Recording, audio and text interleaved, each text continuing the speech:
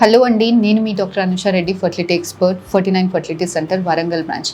Patients చాలా కామన్గా అడిగే టాపిక్ ఎండోమెట్రియల్ థిక్నెస్ ఎంత ఉండాలి మేడం ప్రెగ్నెన్సీ మంచిగా రావడానికి అన్నది చాలా కామన్గా అడుగుతుంటారండి. Optimal thickness is 8 to 10 mm.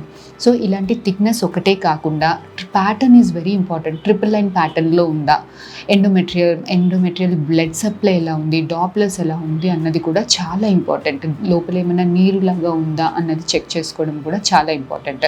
So endometrium 8 కన్నా తక్కువగా ఉన్నప్పుడు ప్రెగ్నెన్సీ అస్సలు రాదని ఏమీ ఉండదండి. కాకపోతే రావడానికి అవకాశాలు కాస్తంత తక్కువగా ఉంటాయి.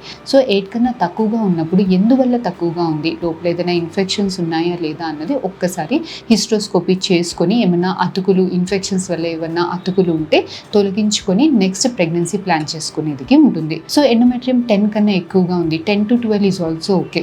12 కన్నా ఎక్కువగా ఉంది అంటే ఎందుకు ఇంత ఎక్కువగా ఉంది, పాలిపాయిడల్ ప్యాటర్న్ ఏదైనా ఉందా ఇన్ఫెక్షన్స్ వల్ల అన్నది ఇది కూడా ఒకసారి హిస్ట్రోస్కోపీ కానీ ఎండోమెట్రియల్ బయాప్సీ కానీ చేసుకొని ఫర్దర్గా ప్రెగ్నెన్సీ ప్లాన్ చేసుకోవాల్సింది ఉంటుంది. Thank you.